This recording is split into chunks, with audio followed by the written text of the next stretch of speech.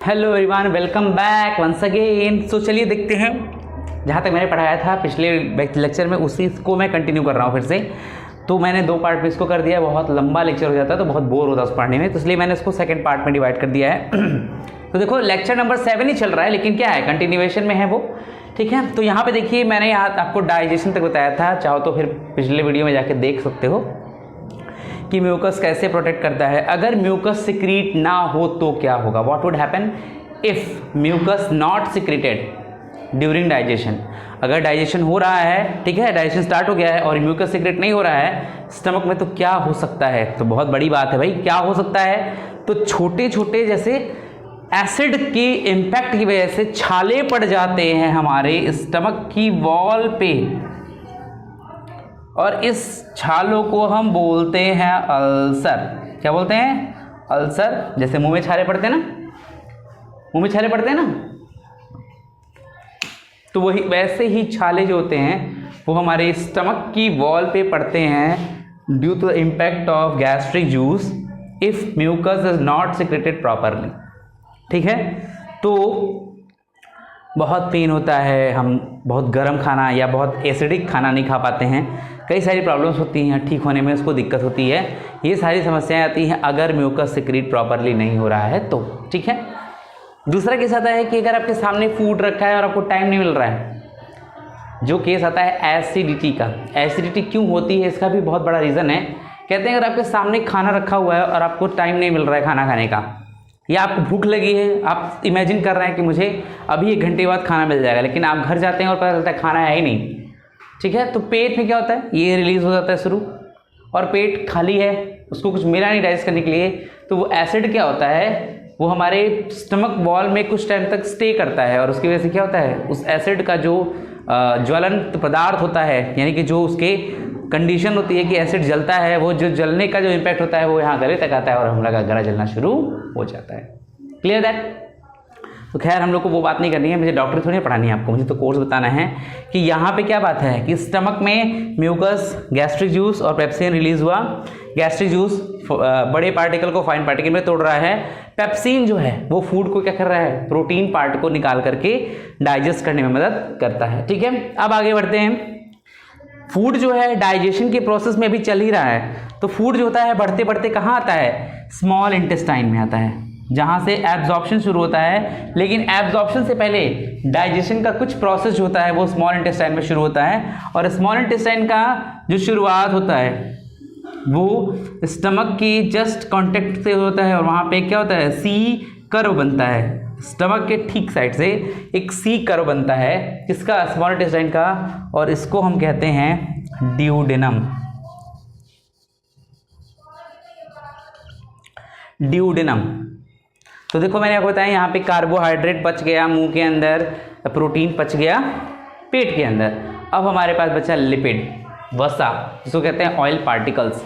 वो कहाँ बचेगा भाई, वो तो उसका तो नाम ही नहीं आया। तो हमारे यहाँ पे जो ड्यूडेनम पार्ट है ना, इस ड्यूडेनम पार्ट के और स्टमक के ठीक बीचों बीच में एक पत्ती जैसा स्ट्रक्चर होता है, जिसको हम क्या कहते हैं, पैनक्रियाज कहते हैं। क्या कहते हैं, पैनक्रियाज। और जो हमारा ये स्टमक है इसके ठीक ऊपर ही यहाँ पे एक क्या होता है, कोनिकल कर्व लाइक स्ट्रक्चर होता है, जिसको हम कहते हैं लिवर। नाम तो सुना ही होगा, ठीक है। तो जो लिवर होता है, ये कहा जाता है कि ये हमारी बॉडी का सबसे बड़ा ग्लैंड है, क्योंकि ये हमारी बॉडी में जो ग्लूकोज होता है उनको एब्जॉर्ब करता है और ग्लूकोज को स्टोर करने का काम करता है, कि it is a storage device of the body. So इसीलिए इसको क्या कहते हैं, big gland of the body. समझे? आसान है ना, कोई बात नहीं, समझते रहो। तो अब क्या बात कि मैंने क्यों अड़ंगा डाल दिया भाई, अब तो एब्जॉर्प्शन शुरू होने वाला था। आप कहेंगे सर एब्जॉर्प्शन शुरू होना था, लेकिन क्यों आपने कह दिया कि अभी डाइजेशन बाकी है? बाकी है, और देखते हैं कैसे बाकी है। हमने प्रोटीन पचा लिया, हमने कार्बोहाइड्रेट पचा लिया, बचा हमारा क्या, लिपिड। तो लिपिड को डाइजेस्ट करने के लिए यहाँ पे लिवर में क्या होता है, एक ब्लैडर फॉर्म होती है और उस ब्लैडर को कहते हैं गॉल ब्लैडर।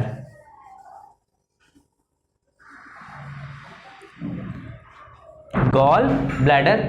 और यहाँ पे पैंक्रियाज होता है, ये दो चीजें रिलीज करता है। पहला होता है पैंक्रियाटिक जूस, पैनक्रियाटिक जूस, और दूसरा जो होता है हमारा वो रिलीज होता है ट्रिप्सिन नाम का एंजाइम। ट्रिप्सिन नाम का एंजाइम रिलीज होता है जो रिलीज होता है इस ड्यूडेनम पार्ट में, और गॉल ब्लैडर से रिलीज होता है हमारा बाइल जूस। गॉल ब्लैडर से क्या रिलीज होता है? बाइल जूस रिलीज होता है जो हमारे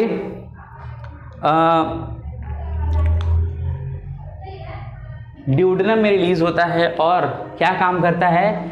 जो बचे हुए प्रोटीन के पार्टिकल्स हैं जो बड़े थे, नहीं टूट पाए थे या नहीं ब्रेक डाउन हो पाए थे, उनको ट्रिप्सिन जो होता है वो क्या करता है? ब्रेक डाउन करता है। पैंक्रियाटिक जूस और बाइल जूस मिल करके जो लिपिड्स होते हैं, जो वसा होती है, उनका डाइजेशन शुरू करता है। कहाँ पे? स्मॉल इंटेस्टाइन के ड्यूडेनम पोर्शन में। ठीक है। पैंक्रियाज होता है एक खास तरह का हार्मोन रिलीज करता है। उस हार्मोन को कहते हैं इंसुलिन हार्मोन, जो हमारी बॉडी में ब्लड शुगर लेवल को मेंटेन करने का काम करता है। अगर उसी की कमी हो जाती है ना तो हमें एक डायबिटीज नाम की बीमारी लग जाती है। बात समझ में आ रही है बच्चों? और अगर उसकी अधिकता होती है तो डायबिटीज तो नहीं, लेकिन शुगर जो होता है बॉडी में क्या होता है? कम हो जाता है, जिसकी वजह से हमको बाहर से शुगर इनटेक करना पड़ता है। ठीक है। तो कोई भी एंजाइम का सिक्रेशन जो हो रहा है उसका अधिकता भी नुकसान करता है और उसकी कमी भी हमको नुकसान करती है। यहाँ तक बात समझ में आ गई सबको? चलिए, अच्छी बात है। तो यहाँ पे देखो, स्मॉल इंटेस्टाइन भी डाइजेशन में पार्टिसिपेट कर रहा है। उसका ड्यूडेनम पोर्शन जो लिपिड को डाइजेस्ट करने में मदद करता है by the help of liver and pancreas. ठीक है। अब बात करते हैं एब्जॉर्प्शन की। तो कहते हैं कि जो स्मॉल इंटेस्टाइन होती है ये क्या होती है? एक लंबी सी लंबी सी कैनाल लाइक स्ट्रक्चर होती है जो एक प्रॉपर शेप में इकट्ठा होकर रहती है। तो इनका स्ट्रक्चर बाहर से तो बड़ा स्मूथ होता है, बाहर से क्या होता है? बहुत ज़्यादा स्मूथ होता है, लेकिन अंदर से क्या होता है? इसमें उंगली जैसे यानी फिंगर लाइक प्रोजेक्शंस दोनों वॉल में क्या होते हैं? सिचुएट होते हैं। और इन सभी फिंगर लाइक प्रोजेक्शन को हम एक खास नाम से बुलाते हैं जिसका नाम होता है विलाई। क्या नाम होता है? विलाई। ये विलाई जो होते हैं ये अपने साथ ब्लड कैपिलरीज को कैरी करते हैं। ये अपने साथ किसको कैरी करते हैं? ब्लड कैपिलरीज को कैरी करते हैं, और ये ब्लड कैपिलरीज को होल्ड करते हैं। और साथ ही साथ जो फूड पार्टिकल्स इनके कांटेक्ट में आता है, उन फूड पार्टिकल्स में प्रेजेंट जितने न्यूट्रिशंस होते हैं, उन न्यूट्रिशंस को ये ब्लड कैपिलरी के थ्रू एब्जॉर्ब कर लेते हैं। बात समझ में आया? जिसमें बेसिकली प्रोटीन, कार्बोहाइड्रेट, ये सब का क्या होता है? एब्जॉर्प्शन ऑलमोस्ट स्मॉल इंटेस्टाइन में हो जाता है। किसके द्वारा? विलाई के द्वारा, जिसको हम कहते हैं finger like projection of small intestine. ठीक है। यहाँ तो हो गया एब्जॉर्प्शन। एब्जॉर्प्शन हमने कर लिया, हमारा खाना जो होता है हमारे सेल में चला गया। ठीक, चला गया ना। अब क्या हो गया? पानी तो रह गया ना भाई, भोजन के साथ तो पानी भी पीते हैं हम। तो जो पानी बचता है वो धीरे धीरे जो न्यूट्रिएंट होता है वो सरकते सरकते कहाँ आता है? लार्ज इंटेस्टाइन में आता है। कहाँ आता है? लार्ज इंटेस्टाइन में आता है। और यहाँ लार्ज इंटेस्टाइन कुछ ऐसा स्ट्रक्चर होता है, ठीक है, ऊपर से बड़ा स्मूथ मोटा सा स्ट्रक्चर होता है, और इसके कॉर्नर पे क्या होता है? एक टेल लाइक प्रोजेक्शन देखने को मिलता है। ये टेल लाइक प्रोजेक्शन जो होता है इसको हम कहते हैं vermi form appendix. Vermi form appendix. Appendix मतलब क्या होता है? अवशेष। अवशेष मतलब क्या होता है कि जिसका पहले हम यूज कर रहे थे लेकिन अब इसका इस्तेमाल नहीं करते हैं। पहले हम यूज करते थे, ठीक है, लेकिन अब इसका उपयोग नहीं कर रहे हैं, इसलिए उसको हम अपेंडिक्स कहते हैं। क्योंकि पहले जब हम बात कर रहे हैं, अगर हम बात करें एंशिएंट हिस्ट्री की, तो वहाँ बताया गया था ना कि इंसान जो था बंदर था, बंदर से वो फिर इंसान बना। तो उस केस में वो कच्चे मांस, कच्चे घास को खाते थे, ठीक है। तो उस टाइम जो हमारा लार्ज इंटेस्टाइन था ना, वो इस वर्मी फॉर्म अपेंडिक्स के थ्रू एक एंजाइम रिलीज करता था, सेलुलोज एंजाइम, ठीक है ना। आपने जानना भी होगा कि जो प्लांट की वॉल होती है वो सेलुलोज की बनी होती है, तो वही सेलुलोज क्या होता है यहाँ पे रिलीज होता है था उस टाइम, जिसकी मदद से जो भी फूड पार्टिकल्स होते थे कच्चे वाले वो डाइजेस्ट होते थे हमारी बॉडी में। लेकिन अब हमने पकाकर खाना शुरू कर दिया है तो उसका कोई मतलब नहीं, इसलिए इसका यूज़ होना बंद हो गया था और ये अपेंडिक्स के तौर पर भी पड़ा रहता है, ठीक है ना। लेकिन अगर गलती से भी एक भी फूड पार्टिकल इसके अंदर आ गया तो ये अपेंडिक्स जो होता है ये बहुत ज़्यादा क्या होता है, हार्मफुल हो जाता है, पॉइजनस हो जाता है हमारी बॉडी के लिए, बहुत ज़्यादा पेनफुल हो जाता है, ठीक है। अब यहाँ पे जो फूड पार्टिकल एंटर करता है कोलोन के थ्रू, जो एंटर पार्ट होता है उसको कोलोन कहते हैं, ठीक है। तो यहाँ पे वो धीरे धीरे क्या होता है, फूड पार्टिकल्स बढ़ता रहता है। तो जो बचे खुचे न्यूट्रिएंट्स होते हैं जो यहाँ विलाई के थ्रू एब्जॉर्ब नहीं हो पाते हैं, वो यहाँ लार्ज इंटेस्टाइन में क्या होते हैं, एब्जॉर्ब होते हैं विथ वाटर, वाटर के साथ क्या होते हैं, वो एब्जॉर्ब होते हैं और धीरे धीरे जाकर के लार्ज इंटेस्टाइन के एक सेक्शन पार्ट में जमा होते हैं जिसको हम कहते हैं रेक्टम।